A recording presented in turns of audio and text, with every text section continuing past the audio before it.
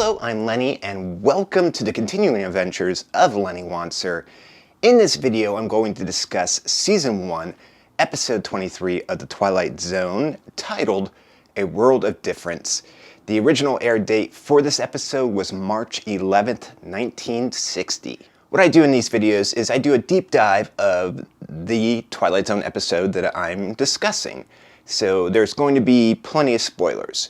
If you have never seen this episode of The Twilight Zone and you don't want it spoiled for you, you're not going to want to watch at this time. At the beginning of the episode, we meet 36-year-old businessman Arthur Curtis, who is heading into the office to begin his workday. Arthur exchanges pleasantries with his secretary, who gives him the reports and messages for the day. Arthur asks her to secure plane tickets to San Francisco because he's going to be taking his wife and young daughter to San Francisco as a surprise. Arthur enters his own private office, closes the door, sits down at his desk, and he picks up the phone. He's gonna make a call.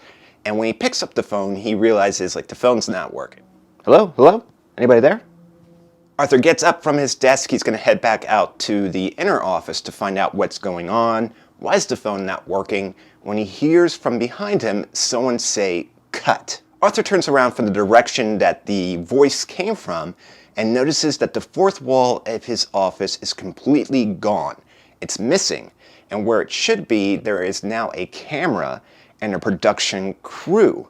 And the office that he is in is within a soundstage. The director gets out of his chair, approaches Arthur, and says, "Come on, Jerry, is it so hard to place a phone call?" This is Marty, and Marty is a movie director, and it appears that Arthur just blew his scene. As Arthur tries to piece together exactly what's going on, he looks around his office and he notices that everything that he sees within that office is not real, and that's including what he sees outside his office windows. Arthur tells Marty that he doesn't know who he is. In fact, he doesn't know who any of these people are around him. And he begins to search around the soundstage for a real phone to use. When he finds a phone, an actual real phone, not a prop, he goes to dial his number, but he can't remember exactly what his phone number is. Arthur dials up the operator and asks for a number attached to the address of his Woodland Hills home.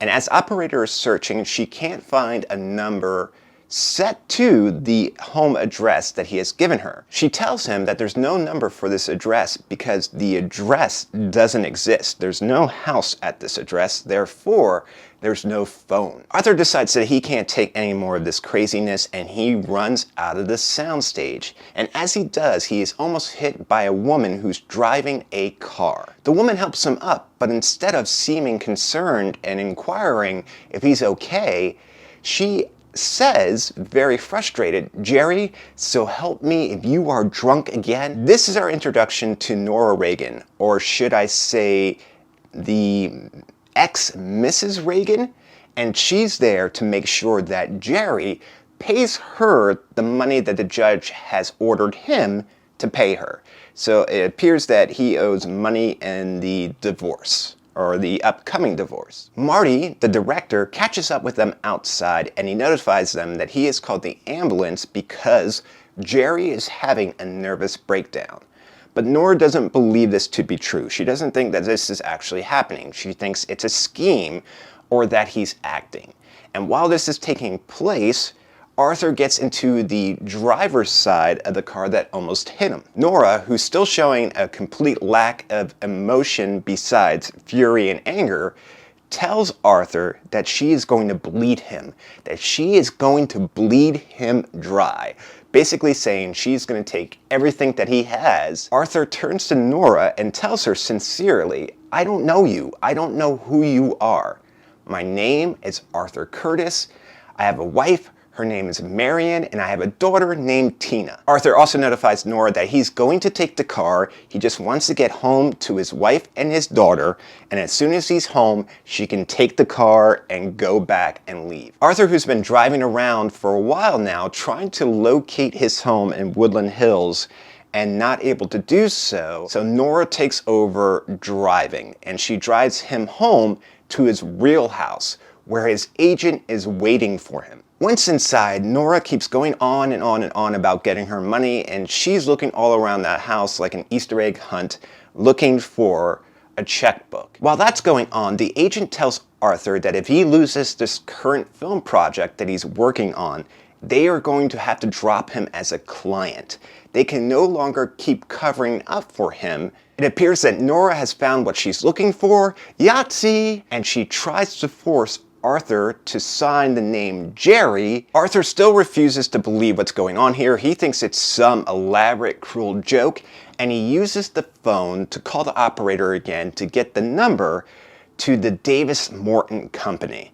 And the operator can't find the phone number to the company, again, saying that this company does not exist. Arthur tells the operator that that's not possible, that he has worked for the company the last 7 years. So how does it not exist? After he hangs up the phone, his agent shows Arthur a shooting script that has information on the character Arthur Curtis, about where he works, and his wife's name and his child's name. A phone call comes in for the agent where he learns that the film is being canceled due to the main star, the lead actor, having a nervous breakdown.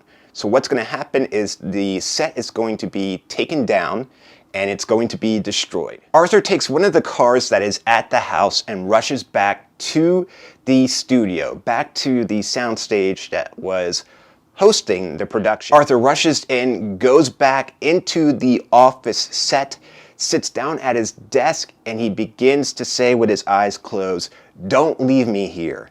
Don't leave me here." Still at his desk, he opens his eyes and he looks around, and everything looks normal again. There's 4 walls within his office. There's no production crew. There's no cameras. Outside the windows, everything is real. The phone is real. He is not on a set. It's a real office. Arthur's wife, Marion, walks into his office and asks if he's okay.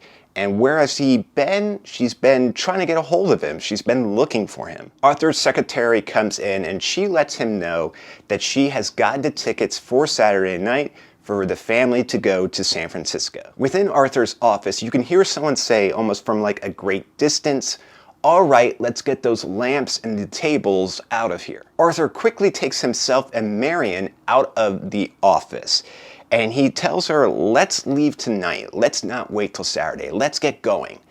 And Marion inquires with him, "What's the matter? What's going on?" Arthur's reply to this is, "Nothing. I just don't want to lose you." Meanwhile, back on the movie set, Jerry's agent has come looking for him, and no one can seem to find Jerry. They know that he hasn't left, that he's come into the soundstage and that he hasn't left, but no one can find him. And his agent wonders where he is. And the camera pans down to a script that's lying on the table, and the name of the script is The Private World of Arthur Curtis. And that is how this episode of The Twilight Zone ends. To me, this episode, A World of Difference, is very similar in plot, theme, and story to episode 4 of season 1 called The 16mm Shrine. The only thing that's different is just the gender of each character, both not accepting the reality that's in front of them and preferring the fantasy of film instead of the real life situation that's in front of them. Rating time, Twilight Zone rating, and it's time to rate this episode. On a scale of 1 to 10, with 10 being the best score that it can get, I give A World of Difference the score of 5.